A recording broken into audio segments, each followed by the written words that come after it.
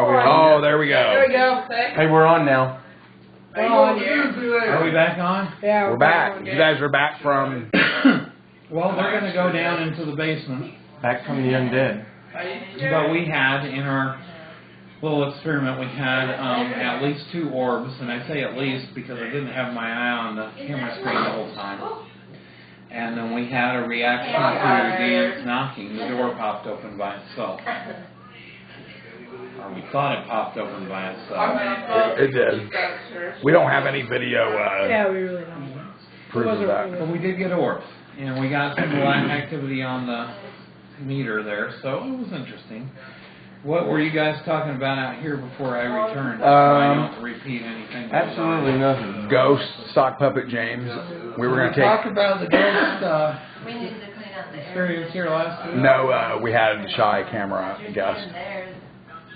So Dominic talked about one time when he was scared, when he was little and thought a ghost came in the basement. Well, I'd love to plug my book that deals with ghosts and dreams and unexplained activity. It's called Dream Warriors, and it's available on Lulu.com. There's links to it on our Epic Coffee Time thing, and that's how I got called over here Thursday by my brother and his wife Lisa.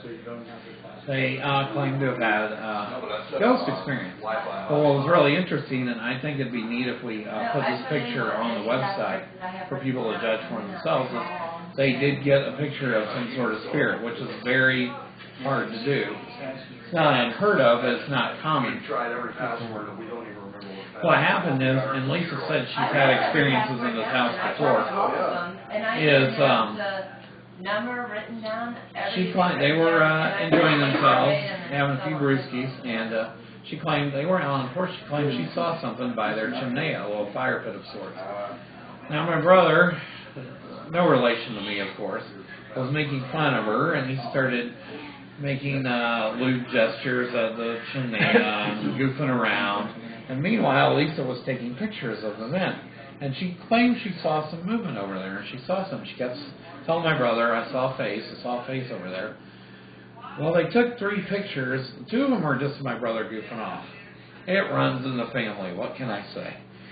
The 3rd picture had my brother pulling his hand across, and the way he pulled his hand across, I'm convinced it was the action of his hand, revealed a face.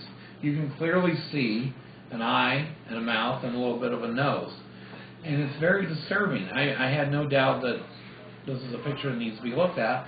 And we'll talk to Dan about it later, but I think we can safe to say we'll put the picture up on the website. Okay. Because if I showed you the picture on the video feed here, it probably would not turn out very well, and you wouldn't be able to see much. So one way or another, we'll have that. Yeah, we can upload that. Okay. If that's good with Dan, we'll talk to producer Dan about that. Did you hear that, producer Dan? Oh, absolutely. We'll put the picture up. But this is not uncommon. Alton is supposedly the most haunted small town in America, and we do have quite a notoriety of hauntings in this area. But there's been quite a few experiences in the Black family as well. We've had experiences that Lars has shared with us, and we had this experience last week. Again, many of them can be found in the book Dream Warriors. I think it's Incongruous Truth is the subtitle. Thanks, Elmore. I appreciate it. This goes back to, we have had unexplained experiences in our family going back to when I was about 5 or 6 years old, and that was a UFO sighting. And then extends all the way to last week, which obviously is not in the book, a fresh sighting here at Dan and Lisa's house. You guys got anything to say about this? Because I do not want Epic Coffee Time to turn into the Dave Show. And I would be drinking coffee right now, guys, but I'm having a lot of trouble sleeping lately, so I'm not passing my brewskis this week. We talked for 10 minutes while you guys were on. About Sock puppet, ghosts. now, so you don't believe in ghosts? And what's your stance, Steve? I'd just be like, oh, look, a ghost. Actually, right now he's sitting down. Crickets. Where's the cricket? Thank you. What's your stance, Dominic? How do you feel about ghosts? I used to believe in them, but not anymore. Lars, why don't you come in here and tell a ghost story for the camera, so it doesn't become the Dave show. This is my son Lars, and very early on in his life, we figured out that he was sensitive to stuff. And instead of playing with the camera, would you like to talk to the camera? Sure. And tell at least one ghost story, maybe something that happened at Karen's or. Sure. There's this one time when everybody was in bed and I had a really bad nightmare. And then I saw something on the wall glowing. It said, "Get out or die." And it really freaked me. So the guys came and tried to clear it, and they found out this little girl has died in a bathroom, and this man died. So that was one of my ghost stories. Well, I'll tell a story that you can help me out with. It was about, let's see, you were about 3 or 4, so this would have been about 8 years ago. And I took Sierra to a DJ event, and I left Lars at home with Karen, my girlfriend at the time. And when we got home, Karen had a story to tell me. Do you remember this? It was about a movie. There was a movie. It was Dean Koontz's Phantoms that had come on TV. And out of the blue, Lars had told Karen. What did you tell Karen? Do you remember? That Grandma had a book like that, the same book of that movie. Now, this could be just a shot in the dark coincidence, but the grandma he was talking about, my mom, did indeed have that book, had that book for a very long time, and it was in her final collection when she died. The problem is that Grandma died in 1994, Sierra was born in 97, Lars was born in 2000, and neither of them had any possible knowledge that this book was in our possession. And the fact that a 3-year-old Lars, who was having trouble articulating speech at the time, could see a movie they'd never seen before and say, "Grandma has that book." And I really appreciate it if you'd stop that.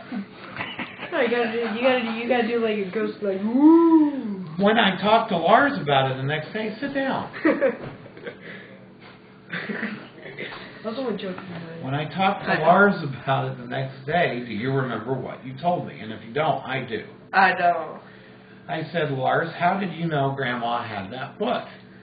And he I said, "Grandma told me." And I said, "She told you. How did she tell you?" In my mind. In your head. In my head. And again, at the time, Lars was having trouble with language. He was having trouble articulating his thoughts. But he was very specific that she talked inside his head. Now, this little wonderful account is in greater detail in Dream Warriors.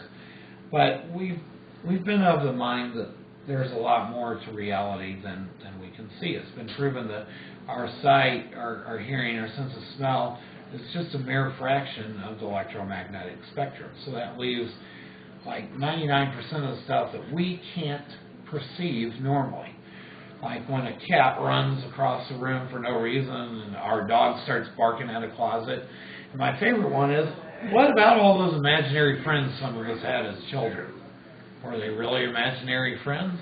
Or they're real, but dead. Because what happens when you go to mom and dad and say, talk about your imaginary friend? What do they say?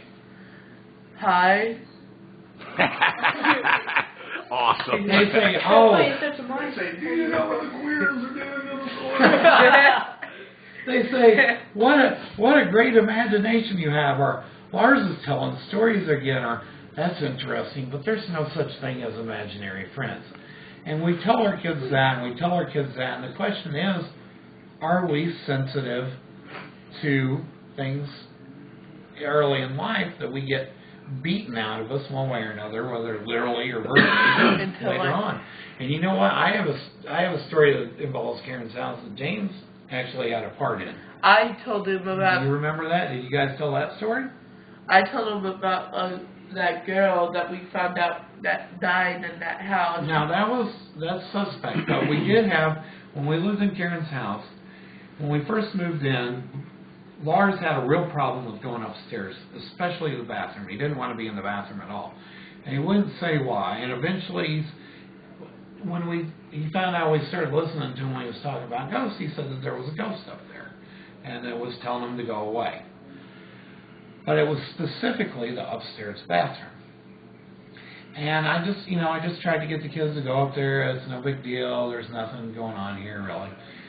Well, then the next door neighbors were having some appliances delivered one day. I don't know how long after that. And it turned out that the guy who was delivering the appliances lived in Karen's house at one time when a guy who also lived there, who had like epilepsy or something, had a seizure, hit his head, and drowned in the bathtub.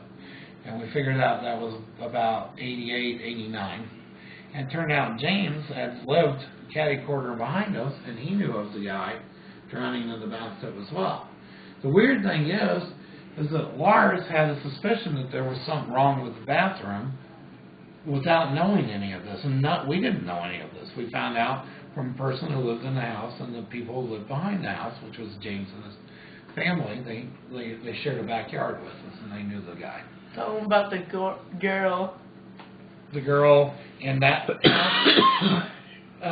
both Lars and Mark, a friend of mine that I'd love to have on the show sometime, sensed that something happened downstairs in the basement by the furnace. So the girl was either injured or died down there.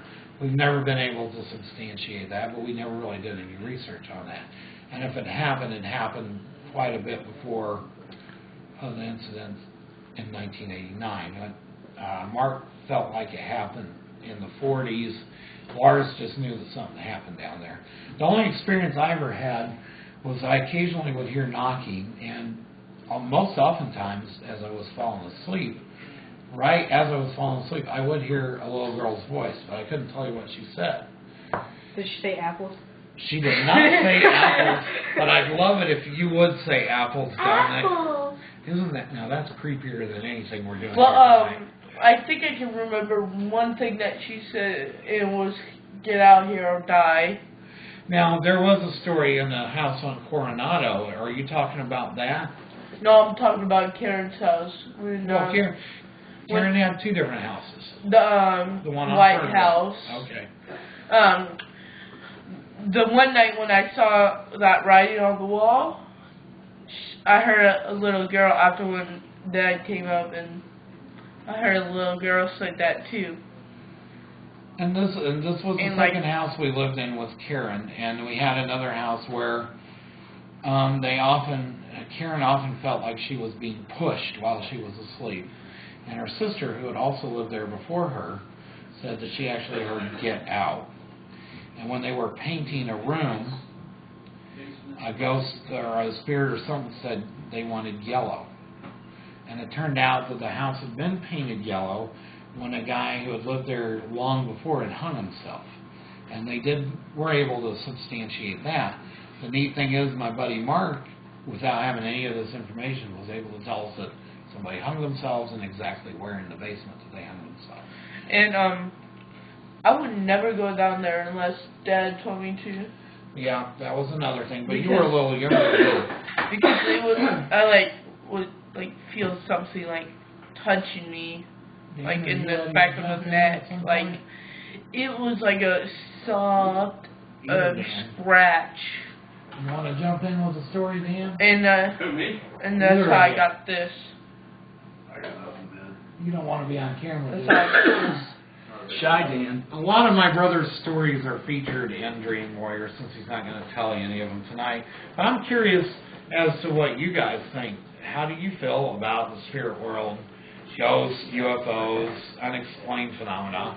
Do you subscribe to it? Are you skeptical? Do you have your own experiences? We'd love to hear from you on one of the Facebook pages. Epic Coffee Fans is usually the best place to put that on our Facebook page. My brother, I love my brother. He's great, but he's kind of camera shy tonight. We had more than a few experiences growing up, but I don't want this to turn into the Dave show, Dan. This is turning into Epic David time, and Epic Dave time. I fear that we'll lose whatever viewers we have.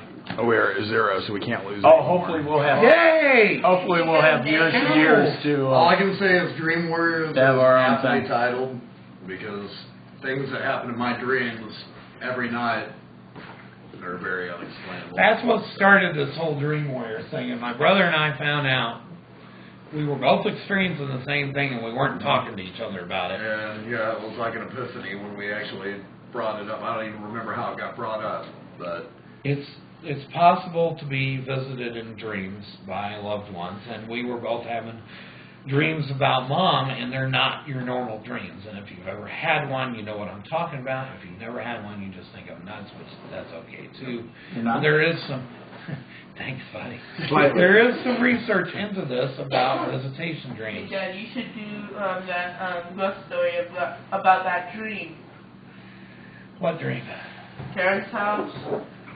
Well, there are quite a few dreams featured in the book. It was the really creepy one. Oh, there were a bunch of creepy dreams, Lars. In fact, they just had one the other night about your mom. So they have it all the time, although I don't think that was That you had. It supernatural. wasn't a ghost. You had Yeah. Yeah. Oh, just the dream that my mom had? Yep. Okay, well, do you want me to squeeze this in, or you want Sure, no, go right ahead. Why not squeeze it out? We're having connection problems anyhow, so. Yeah, so it doesn't matter. It's not broadcasting anyway. Before all this Dream Warrior stuff started, and before the modern day experiences that my brother and I had, although we consider them modern day, the 70s might not be modern day for some of you. My mom had a dream one night. I don't know that either of us were around, and if we were just babies. She had a dream that she dreamt that there was a stream, and on the other side of the stream, two of her childhood dogs were romping around, just playing. And she really wanted to cross the stream and go play with them, but she knew that she shouldn't. She just said that somehow the stream was a border of sorts. And as she watched the dogs play and romp around and really fought the urge to cross the stream and go play with them, another dog entered the picture, a white dog that she'd never seen before. And he started romping around with her dogs. And at some point she woke up and she told my dad of this dream, and she described the third dog, and he said, "That's funny, we have a family dog just like that. His name's King." And he sounds just like it. Later that day, my dad got a call that King had died the night before. Now, I obviously can't have Mom on the show to back this story up, and Dad currently is in South America enjoying his vacation. But that's the way it happened, and it's one of the black family stories. And that was before the UFO story, and I really think there's a lot more out there than we can see and feel and touch sometimes.